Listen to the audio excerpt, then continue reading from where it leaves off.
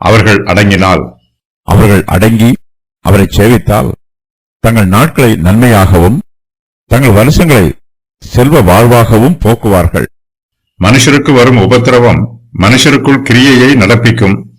தேவன் மனுஷனுக்கு எந்த நோக்கத்திற்காக உபத்திரவத்தை அனுமதித்தாரோ அந்த நோக்கம் நிறைவேற வேண்டும். அப்போதுதான் மனுஷனுக்கு பிரயோஜனம் உண்டாகும்.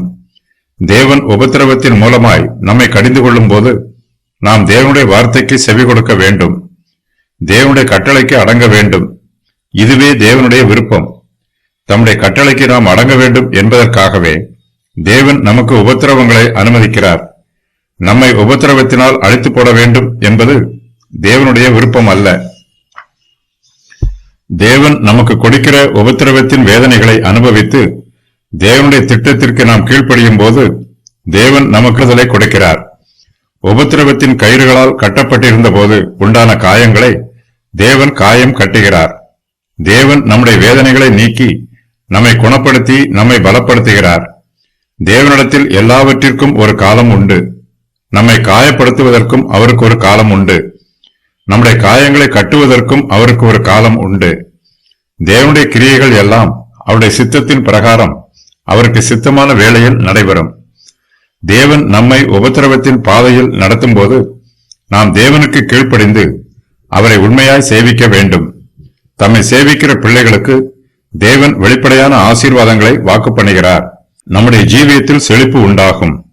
தேவன் நமக்கு ஆறுதலையும் சந்தோஷத்தையும் சமாதானத்தையும் கட்டளையிடுகிறார்.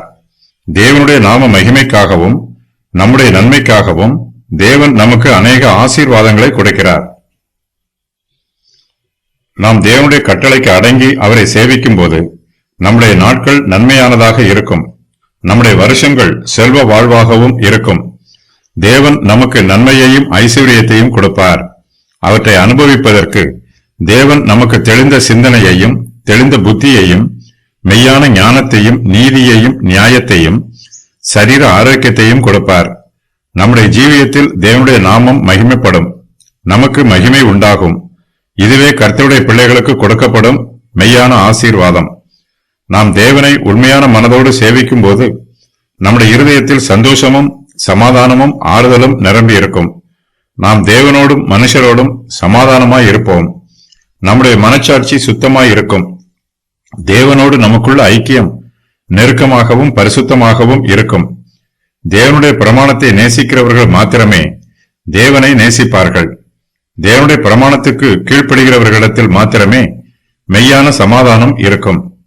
தேவன் நமக்கு உபத்திரவத்தை அனுமதித்தும் நாம் தேவனுடைய சித்தத்தை புரிந்து கொள்ளவில்லை என்றால் நமக்கு வேதனையும் சாபமும் வரும்.